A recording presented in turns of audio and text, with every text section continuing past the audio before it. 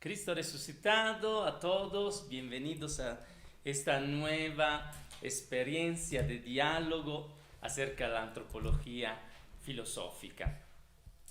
Buenos días a todos y empezamos como de costumbre con nuestra oración, tomando este pasaje ya conocido de Sabiduría 9, desde el versículo 1 al 11, pero brincando el 7 y el 9. Vamos a pedir al Señor la sabiduría necesaria también por este estudio. Dios de nuestros antepasados, Señor de la misericordia, que con tu palabra creaste el universo y con tu sabiduría formaste al hombre para que dominara sobre toda tu creación, para que gobernara el mundo con santidad y justicia, e hiciera justicia con rectitud de espíritu, dame la sabiduría que comparte tu trono, y no me excluya del número de tus hijos, porque yo soy tu siervo, hijo de tu esclava, hombre débil y de corta vida, incapaz de comprender el derecho y las leyes. Pues aunque uno sea perfecto entre los hombres, sin la sabiduría que procede de ti, será tenido en nada. Contigo está la sabiduría que conoce tus obras, estaba presente cuando hacías el mundo, y sabe lo que es agradable a tus ojos y lo que es conforme a tus mandamientos. Envíala desde el santo cielo, desde el trono de tu gloria, mándala para que me asista en mi trabajo y sepa yo lo que te agrada. Porque ella, que todo lo sabe y lo comprende, me guiará con acierto en mis labores y con su gloria me protegerá. Gloria al Padre, al Hijo y al Espíritu Santo, como era en el principio, ahora y siempre, por los siglos de los siglos. Amén. Nuestra Señora, sede de la sabiduría, San José, San Juan Bautista, gracias para seguirnos hasta ahora. Aquí tenemos nuestro pequeño grupo de estudiantes que esperamos, pasando la pandemia, se va a multiplicar. Estamos explorando el hombre para que podamos servirlo con gozo y alegría como comunidad, como Coinonía Juan Bautista. La última vez hemos acabado la parte introductiva de nuestro caminar. Hemos acabado el discurso introductivo enfocándonos en el método fenomenológico, o mejor dicho, ontofenomenológico. Y lo hemos descrito o buscado de describir en sus 4 momentos: el momento de la descripción, el momento del análisis, el momento del epoqué y el momento de la reducción eidética. Hoy empezamos, en cambio, a sumergirnos en el contenido de nuestro recorrido, en el contenido de este curso de antropología filosófica. Ya hemos anunciado que nuestro recorrido verás los 3 niveles de nuestra constitución metafísica, que estoy cierto que Miguel Ángel se acuerda los 3 niveles de nuestra análisis por lo que se refiere a la constitución, al ADN metafísico del hombre. Hemos dicho que vamos a explorar el en sí, el para sí y el para otros. Ahora estos términos pueden ser: el hombre es un misterio, pero a mano que entramos en el discurso le aparecerá más claro. Nuestra manera de enfrentar el discurso antropológico parece difícil, pero es necesario para profundizar nuestros conocimientos. Conocer el hombre nos pone delante, lo hemos dicho ya muchas veces, delante una gran maravilla. Y eso es útil también de un punto de vista práctico. ¿Por qué? Porque cuando un esposo está delante de su esposa, puede disfrutar de la maravilla que es su cónyuge. Cuando un padre está delante de sus hijos, puede maravillarse delante de la obra que tienes enfrente a sí. Así que tener esta maravilla cuando nos relacionamos es algo que nos abre a bien relacionarse con los demás y a poderlos comprender un poquito más. Por eso el estudio de la antropología jamás se debe despreciar, también cuando parece difícil. Vamos a entrar en la exploración del en sí. Estamos en el área que se refiere al hombre, en el área del físico, dicho en otra palabra, del biótico. Él en sí es la perspectiva fenomenológica del ser humano en la medida en que, por así decirlo, se ofrece envuelto en sí mismo. Se ofrece envuelto en sí mismo. La res extensa de la fisicidad pasa a la percepción de la conciencia. ¿Qué estoy diciendo? Que con mi motor de exploración, que es el egocentio, que es mi conciencia, lo primero que experimento pensando en mí mismo, o mejor, sintiendo dentro de mí, en mi interior, lo primero que encuentro es la percepción de mi cuerpo, de mi fisicidad. ¿Ok? Esta es la res extensa de la fisicidad, mi cuerpo, que yo inmediatamente, si entro en mí mismo, encuentro. Así que nos vamos a ocupar ahora de la corporeidad, que es la percepción extrínseca en la realidad corpórea. Es muy importante que él en sí, para sí y para otros, formen parte del sujeto único indisoluble. Cuando hablo de la corporeidad, no estoy hablando de algo que tengo, sino de algo que soy. Yo soy una unidad de cuerpo y espíritu, de alma y cuerpo. ¿Ok? Así que las áreas donde nosotros enfocamos nuestra exploración son áreas interdependientes. ¿Ok? Así que la primera área que encontramos propio con nuestro método fenomenológico que parte de nuestra conciencia es que nosotros nos sentimos cuerpos y la corporeidad es un primer dato que se presenta a mi conciencia y también es un lenguaje. Atención, sobre todo los jóvenes. Corporeidad no es lo mismo que cuerpo. Antes del siglo XX no se menciona al hombre como corporeidad.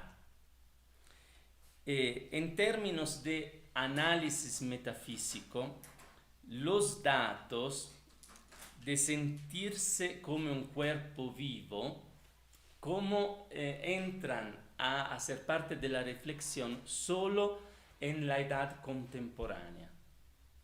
Esto a causa del dualismo, se contraponía cuerpo y alma. En el lenguaje, por ejemplo, filosófico platónico de Platón, el cuerpo es la prisión del alma. Y en esta visión filosófica, el cuerpo es contrapuesto al alma. En cambio, repito, con la escuela fenomenológica se empieza a hablar y a distinguir cuerpo y corporeidad. Cuerpo, si usamos el término alemán, se diría Körper. ¿Por qué usa el término alemán? Porque la escuela fenomenológica, ¿dónde nace? En Alemania, Göttingen. Primero filósofo, lo acordamos, fue uno de los grandes fenomenólogos, Edmund Husserl, maestro de Edith Stein y también de Martin Heidegger.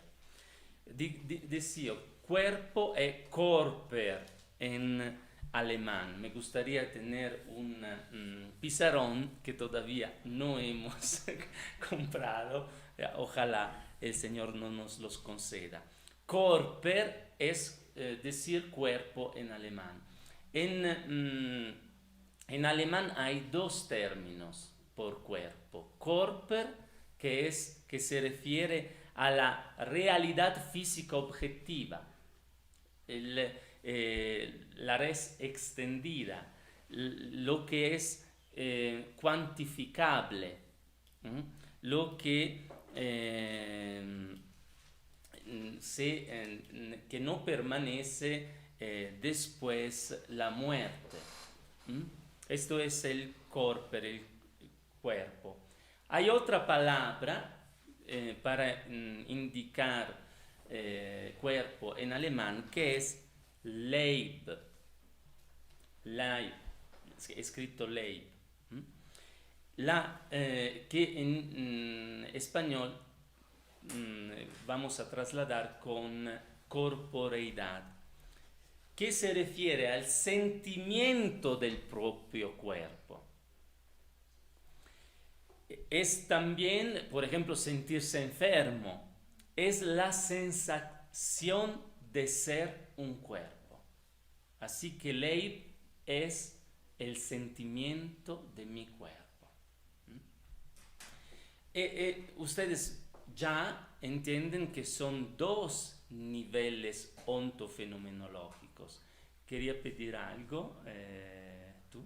No. Esto lo vamos a profundizar ahora. Así que hablamos de relación entre el cuerpo en su realidad física objetiva y corporeidad como sentimiento del propio cuerpo.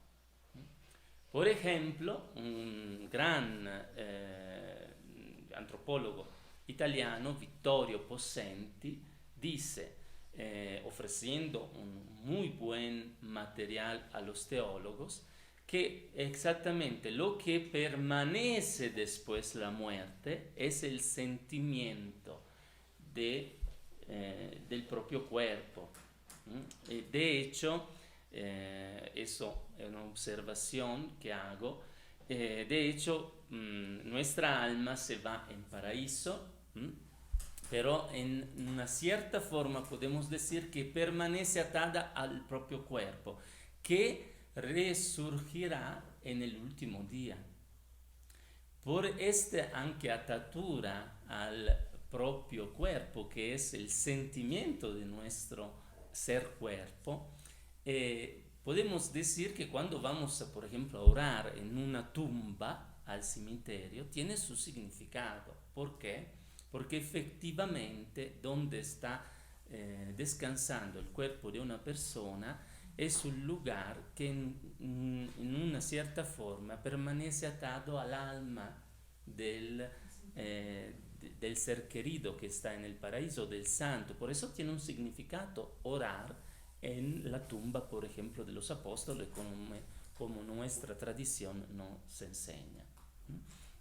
Esto para cómo aplicar siempre lo que estamos diciendo a lo que es la vida práctica, para que no, porque siempre nosotros hablamos de un hombre, no de una idea de hombre, sino del hombre concreto que somos nosotros y que son los demás.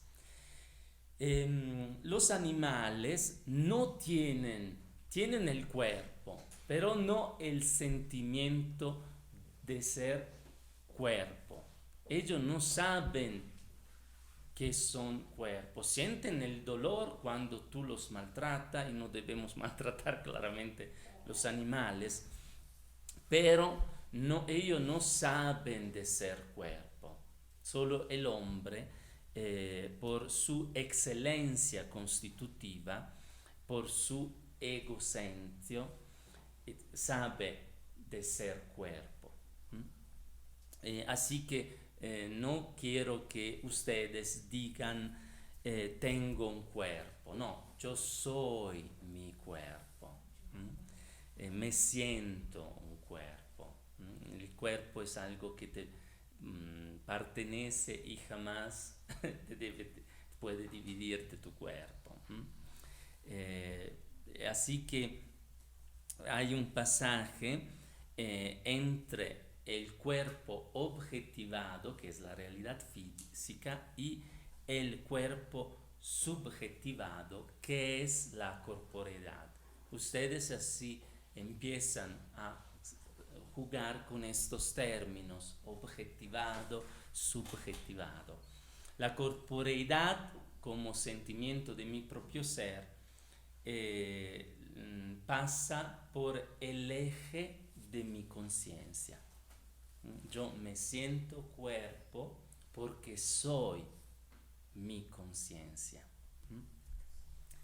Este sentimiento corporal fundamental, que es la corporeidad, se expresa en diferentes niveles, así como también, por ejemplo, Edith Stein lo expresó. Por ejemplo, hay un rol relativo a la ubicación de la corporeidad. Vamos a ver los roles de nuestro cuerpo, de nuestra corporeidad, mejor dicho. Hay un rol relativo a la ubicación de la corporeidad. En sentido, en sentido indicativo. La corporeidad me ofrece una orientación del mundo. Cioè, si yo no me siento mi cuerpo, no puedo ubicarme. Me ofrece una orientación. Yo me siento en mi cuerpo. Significa que donde quiera que esté, estoy siempre en mi cuerpo. No puedo colocarme afuera de mi cuerpo. Si de hecho tú te piensas en una playa, cierra tus ojos y te piensas en una playa, te piensas allá con tu cuerpo. No te piensas como una paloma que va en el aire, ¿me entiendes? Así que tiene un rol ubicativo, mi corporeidad, en el sentido indicativo, pero también en el sentido posesivo. El sujeto jamás se siente fuera de su cuerpo. Posee lo que lo rodea por medio de su cuerpo. O mejor, comprende lo que lo rodea por medio de su cuerpo. Tú sientes que tu hogar principal es tu cuerpo, ¿no? No es el cuerpo de otro. El cuerpo así que tiene un papel, una tarea fundamental que es de discreción. ¿Qué significa? Que tu cuerpo juega un papel importante por lo que se refiere al discernimiento. ¿En qué sentido? Que todo el mundo exterior pasa siempre por el cuerpo, que es mi cuerpo, no lo de otro. ¿Me entiendes? Cioè todo lo que yo siento, siempre lo siento en mi cuerpo. También cuando tú estás, por ejemplo, en oración, tú lo que sientes como en tu sensibilidad, y que lo refiere también al mundo espiritual, pero siempre pasa por medio de tu cuerpo. Pensamos a la infusión del espíritu, que las personas dicen tal vez he sentido un escalofrío, he sentido un calor. Todo pasa por tu cuerpo. Eso es también algo que nos enseña San Tomás de Aquino, el gran teólogo, ¿no? Que dice que todo el conocimiento pasa por medio de nuestra sensibilidad. El animal tiene un entorno que se percibe como limitado. Para el hombre, la apertura al mundo, al exterior, significa un espacio indefinido. Cioè, nosotros vamos mucho más allá de lo que está el espacio que está alrededor de nosotros. Como le decía antes, nosotros podemos pensarnos en otras partes, pero siempre que lo pensamos, siempre juega un rol importantísimo nuestro cuerpo, nuestra corporeidad mejor. En cambio, el perrito conoce la casa, si tú puedes conocer el lugar donde lo pone su dueño, pero ya su percepción es muy limitada. Esto para subrayar siempre la excelencia constitutiva del hombre. Tenemos una pregunta. Sí, sí, a alta voz. Nuestros amigos de YouTube hicieron una pregunta y dice así: cuando dices que me siento cuerpo, ¿se puede entender también como lo que siento, ejemplo, hambre, dolor? ¿Estos pueden ser percibidos según mi percepción? Y también preguntan si podemos tener control de ellos. Allora, la percepción, lo hemos dicho, absolutamente sí, en el sentimiento de mi ser, yo me siento con hambre, me siento cansado. Esto lo hablaremos un poquito más allá, es un sottofondo, se dice, un sottofondo consciencial, es uno de los niveles. ¿Lo puede controlar? Claro que sí. Tú no es como el animalito que reaccionas de instinto a lo que sientes, ¿no? Tú puedes tener hambre y decidir de no comer. Claramente lo puedes controlar. Si estás en una condición de controlarte, porque hay algunas limitaciones que se pueden dar en tu cuerpo en el nivel biológico que te impiden de controlarte. Por eso recurrimos al medicamento y a los psiquiatras, ¿no? Porque hay algunos elementos bioquímicos en nuestro cerebro, en particular en la parte neuronal, que si no funcionan bien, interfieren con con el egocentrio, con nuestra conciencia. ¿Por qué? Porque nosotros somos alma y cuerpo uno. Así que nuestro cuerpo puede limitarnos también por lo que se refiere al controllo de nuestras reacciones, por ejemplo. Hay personas que no pueden controlar la rabia porque son enfermas de un punto de vista psiquiátrico, que significa que estos mecanismos bioquímicos del cuerpo no funcionan y no dan la oportunidad de controlar su conciencia. Por eso con la ayuda médica pueden controlar su conciencia y sus reacciones. ¿Ok? Gracias por la pregunta, espero de haber contestado.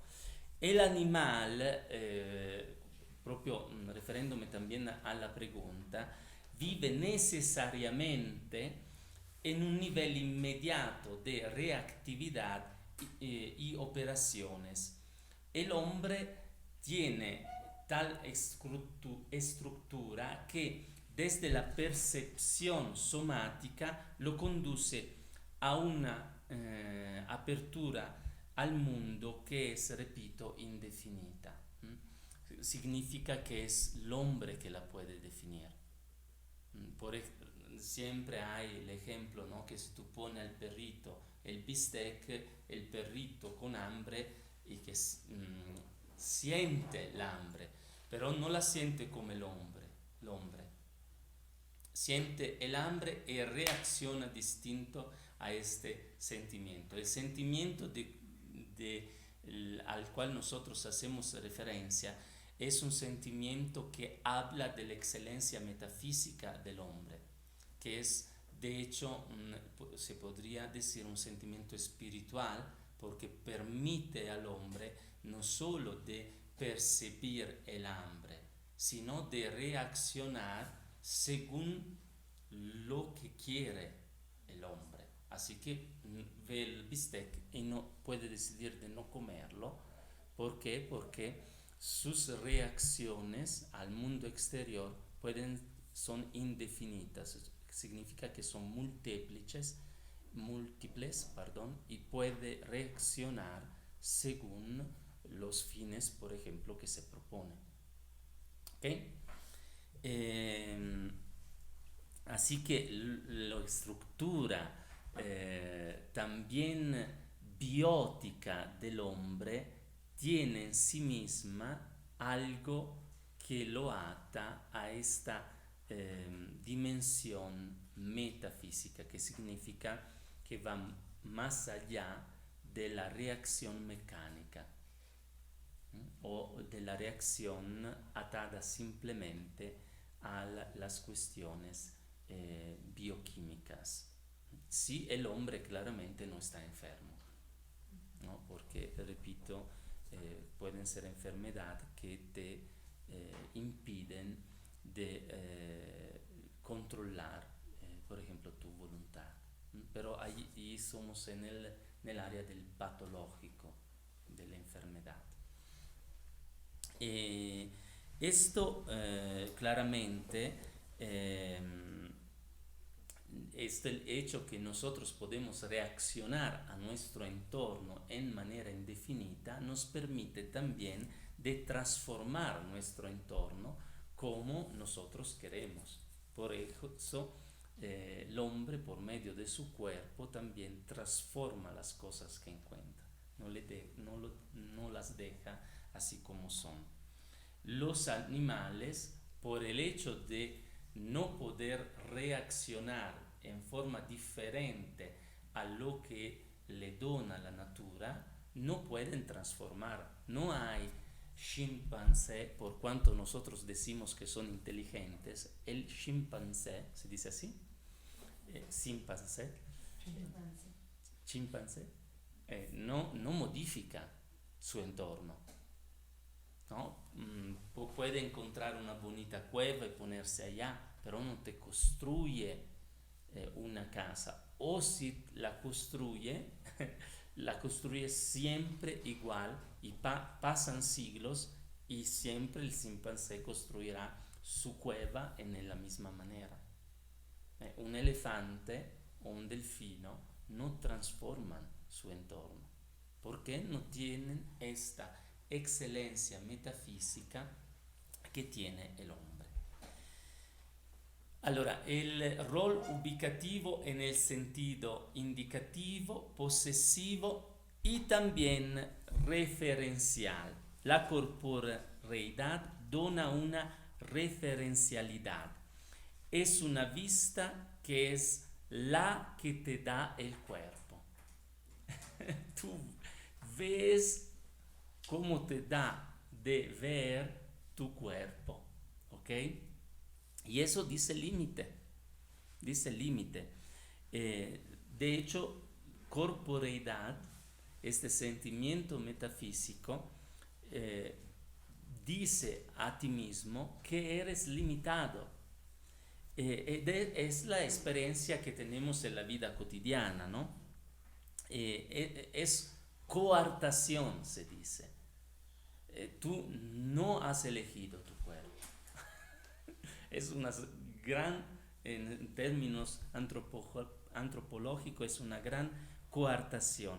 Estoy obligado a mi cuerpo, a esa corporeidad, que me dice visualidad. No podemos tener otro punto de vista sino lo que me da mi cuerpo. Y es interesante que somos todos diferentes. También los mellizos son diferentes. No podemos, digamos, sentirnos en otro cuerpo para visualizar la realidad. Podemos hacerlo siempre desde nuestra perspectiva. Por eso siempre nuestra perspectiva es limitada y ninguno, repito, puede decir mi perspectiva es perfectamente verdadera. Tenemos a veces algunos profetas que por la experiencia fuerte que ninguno quiere quitarle, piensan de tener la verdadera revelación de Dios, ¿no? En cambio, en realidad tienen una visión, ma una visión que siempre será limitada, también por su propia corporeidad. ¿Ok? Ese es el tormento y el éxtasis del hombre, porque una persona que nace cojo siempre verá el mundo de la perspectiva de un cojo.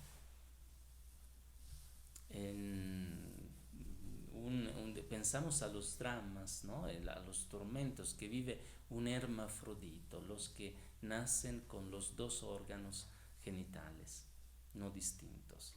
Tormento muy fuerte. ¿No? Por eso el Papa Francisco en Fratelli Tutti nos invita a dejar que todos puedan dar su contribución a la visión de la realidad. Porque claramente la sensibilidad, por ejemplo, de una hermafrodita podrá aportar algo de bueno a la sociedad, porque su tormento, que es un tormento legado al sentimiento de su corporeidad, es algo que puede ayudar a la humanidad a ser más atenta. Imagínense el tormento cuando ocurre, esto ocurre en el transexual. ¿Qué ocurre en el transexual? Tiene un cuerpo, pero el sentimiento de ser cuerpo no se identifica con su cuerpo. ¿Qué significa? Que, por ejemplo, tiene el cuerpo de hombre, pero él profundamente se siente mujer o viceversa. Eso es el transexual, que es diferente del homosexual. El homosexual ama su cuerpo y tanto a menudo, porque los homosexuales proprio a menudo tienen un cuidado de su cuerpo fuertemente hedonístico, ¿no? El transexual, en cambio, no se identifica con su cuerpo, vive un drama psicológico muy muy fuerte, que va proprio en esta profundidad de su ser. Por eso debemos tener una gran compasión, porque a menudo el transexual es una condición que no se refiere como situaciones superficiales. Es transexual porque profundamente su conciencia fue afectada. Puede ser stata afectada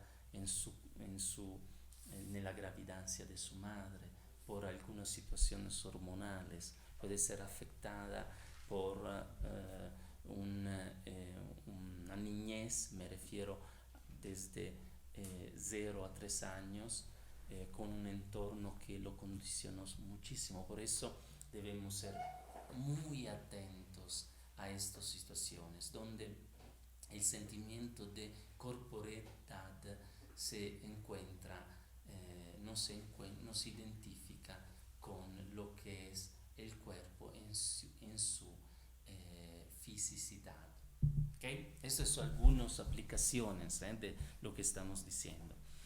Como hemos ya dicho, el rol ubicativo de la corporeidad se manifiesta también en el sentido demiúrgico. ¿Por qué? Porque con su propio cuerpo el hombre transforma su entorno y siempre el hombre optimiza y modifica su entorno para hacerlo mejor. Hoy se expresa esta capacidad demiúrgica con muchas aplicaciones en la tecnología. Por ejemplo, durante milenios hemos utilizado herramientas. Hoy se han multiplicado en forma excepcional.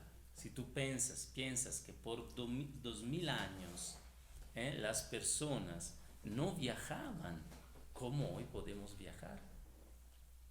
Así que en un cortísimo plazo de tiempo se dieron el desarrollo de aplicaciones tecnológicas impresionantes. Las máquinas antes venivano consideradas, porque era simple considerarla como una extensión demiúrgica. Demiúrgica significa que modela, ¿no? Que plasma. Una extensión demiúrgica de las capacidades operativas del hombre. ¿Okay? Por ejemplo, la pala era como tener una mano más grande para quitar la tierra, pero el sentimiento profundo del hombre respecto a la pala è che la pala comunque era algo de diferente de sí mismo.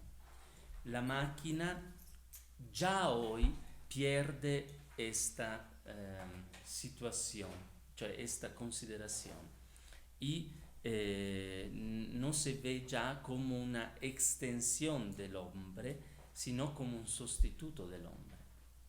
Y eso cambia también nuestra conciencia. Esta es una degeneración a menudo. Aquí entra todo lo que se refiere, por ejemplo, al sentimiento profundo con il quale il digital kid, cioè il nativo, il bambino digitale, cioè il niño digital, perdón perché stavo parlando italiano, il native digital kids es una extensión de su cuerpo. Por ejemplo, el motociclo. El motociclo por uno de 14 años no es simplemente como un adulto que es una máquina. Por el niño de 14 años es una extensión de su hermosura corporal. Por eso lo siente como algo para conquistar las niñas. Al menos era así en mi tiempo. Ahora no sé si es así, pero por ejemplo en mi tiempo, cuando la moto era algo para expresar mi corporeidad, quitarle la moto al muchacho puede ser traumático.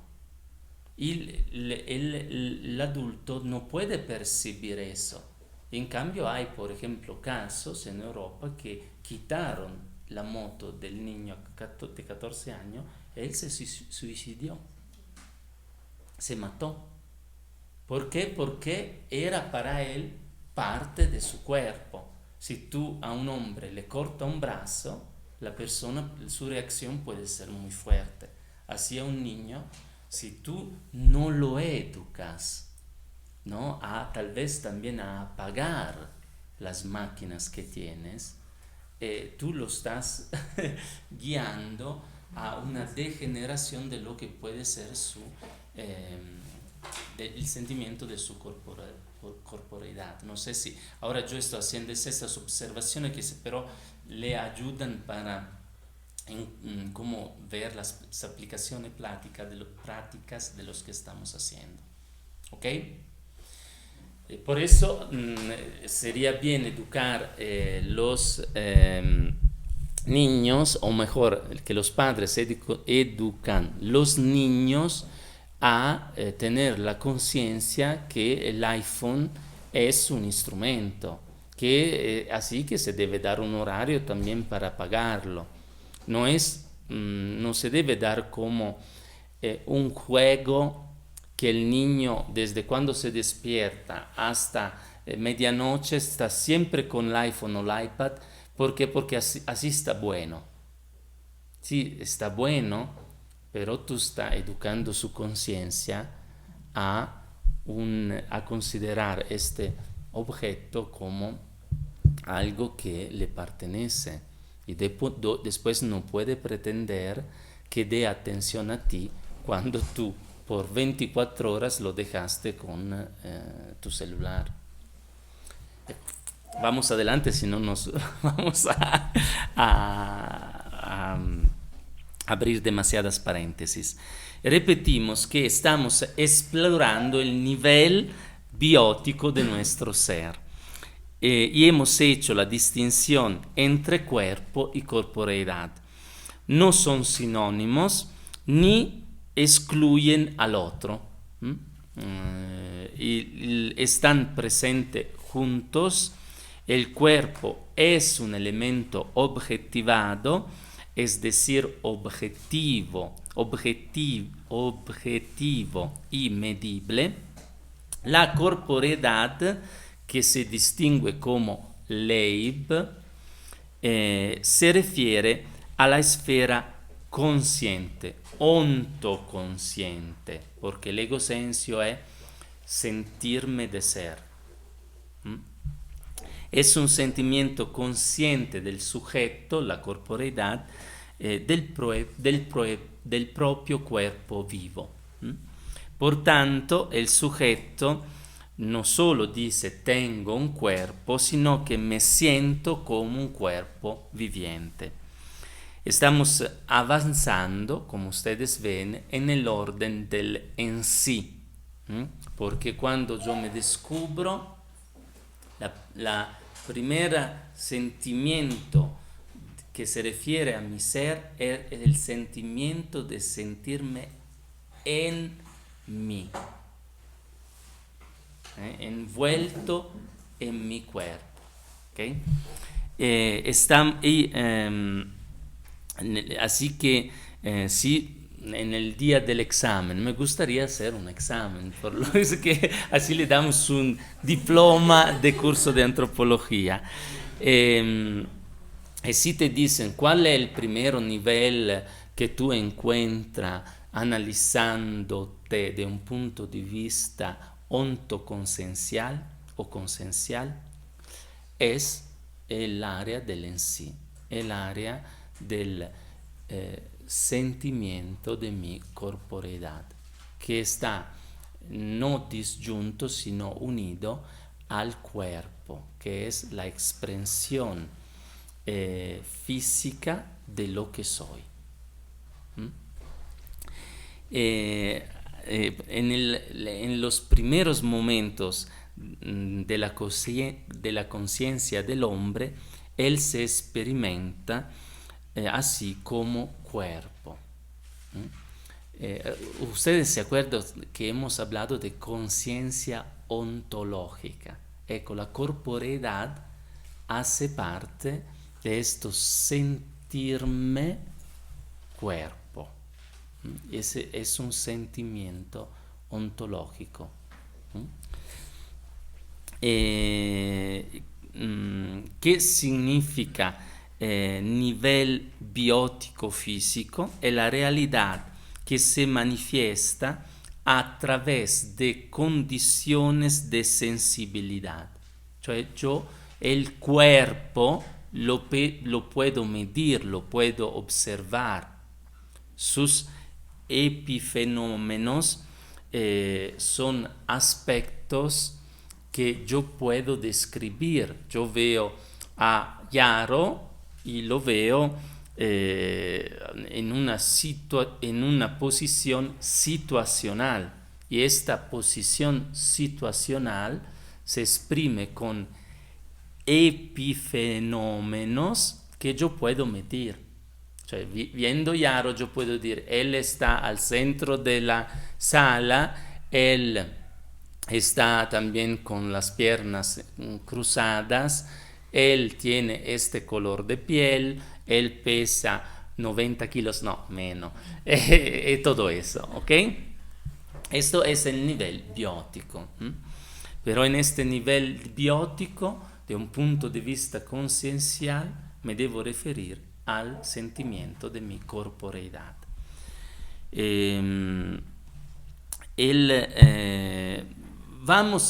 Continuamos la exploración de los aspectos de la corporeidad que dicen expresión de mi interioridad.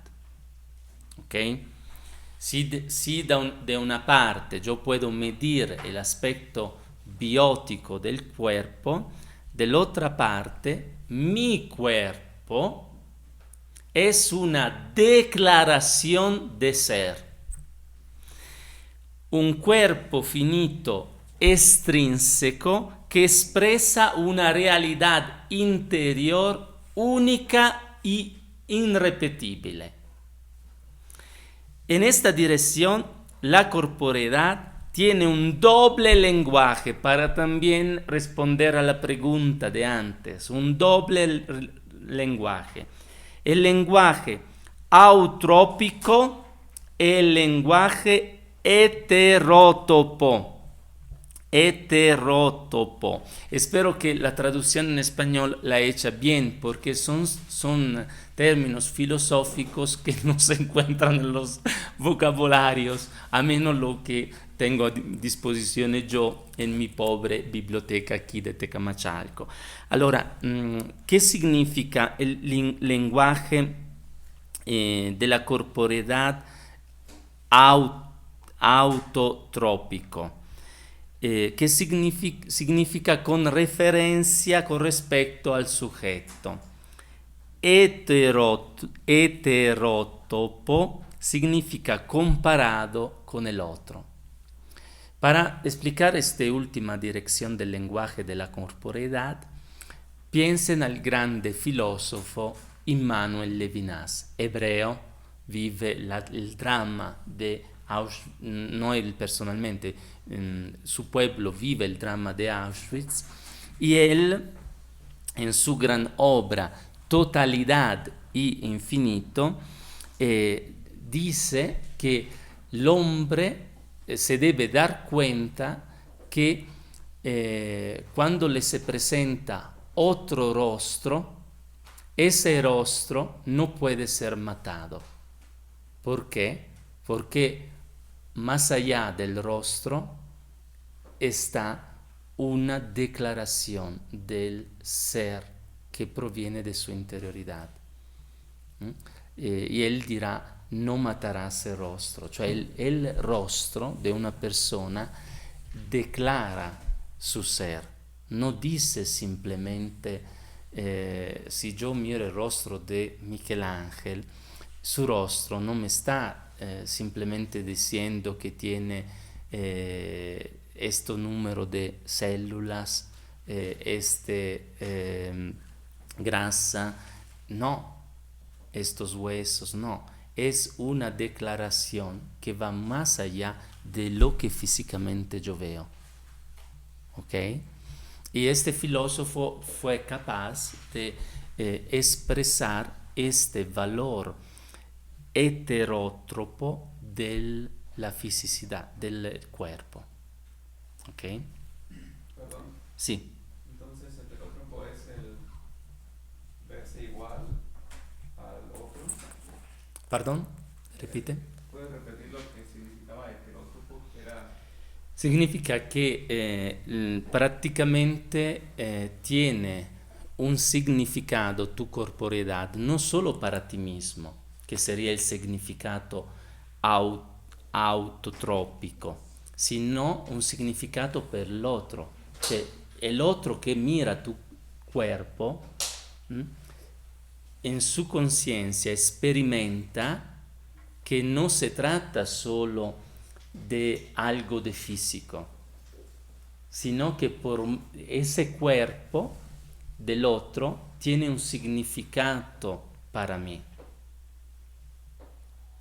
Ahora lo vamos a profundizar. Piense, por ejemplo, también al significado que el cuerpo del niño puede tener por una madre. La madre, cuando está embarazada, empieza a sentir el cuerpo de su hijo. Y si reflexiona sobre eso, jamás irá a matarlo diciendo, este cuerpo es mío. ¿Por qué? Y de hecho, una mamá cuando da a la luz es muy difícil, a menos que no está enferma, que no reconoce que se trata de alguien, de otra persona, que no es su cuerpo, anche se si formó en su cuerpo. Esto, así que, por ejemplo, el sentimiento de una madre embarazada es el sentimiento que se siente inhabitada de otra persona mientras se está desarrollando este otro corpicito en su interior. Vamos adelante porque para entender mejor. Este rol del cuerpo que estamos analizando ahora es el rol semantizante, que significa semántico significa exactamente el significado de una cosa. Así, ¿qué significado ha tu corporeidad? Tiene un significado para ti, pero también para la persona que está enfrente de ti. El significado que tiene para ti tu cuerpo es el significado autrópico. El significado que tu cuerpo tiene por el otro es el significado heterotrópico. Tiene un significado autrópico tu cuerpo porque es instrumento, digamos así, pero esto ya no sería de decir, pero tiene un significado mejor para dar forma visible a tu interioridad. El perro no sabe, no expresa ninguna interioridad. El nivel de la corporeidad es propio del hombre. En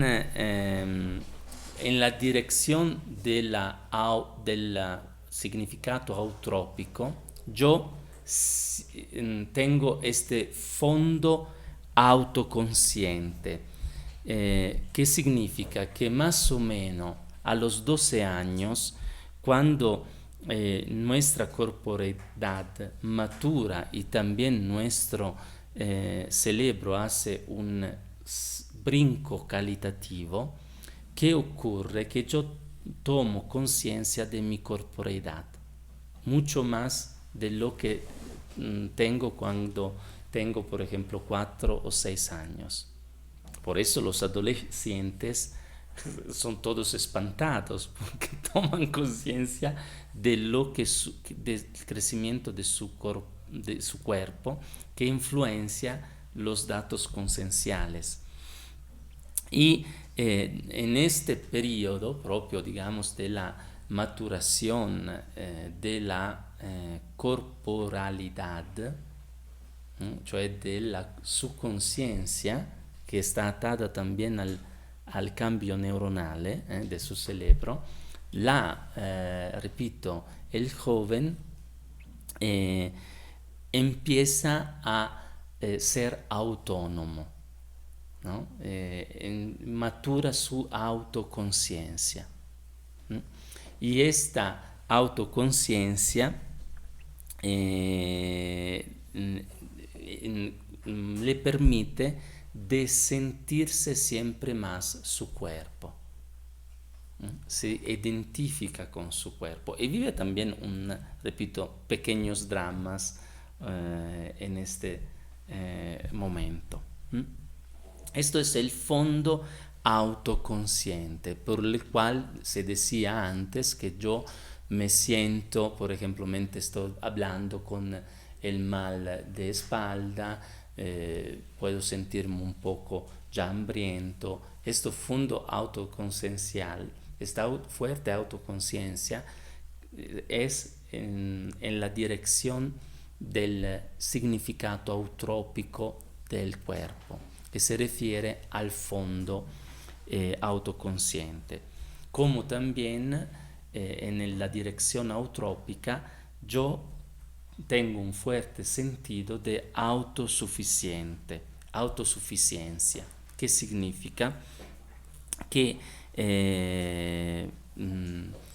me siento capaz de autotrascenderme, ¿no? Exactamente con la maturación de la corporalidad que llega el adolescente, yo siempre ya empiezo a dar significado a mi vida, cioè dónde quiero ir, qué quiero hacer de mi vida, cómo quiero autotrascenderme. Significa, yo me siento en esta condición, pero esta condición no me basta. Quiero mejorarme, quiero mejorar mi ser.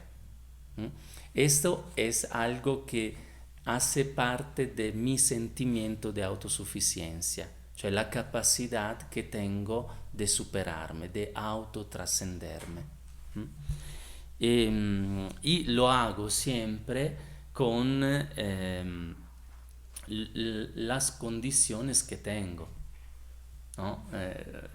Adesso yo estoy haciendo un ejemplo que puede ser no adapto, pero si yo no tengo piernas porque me las cortaron, yo no puedo pensarme como un corredor.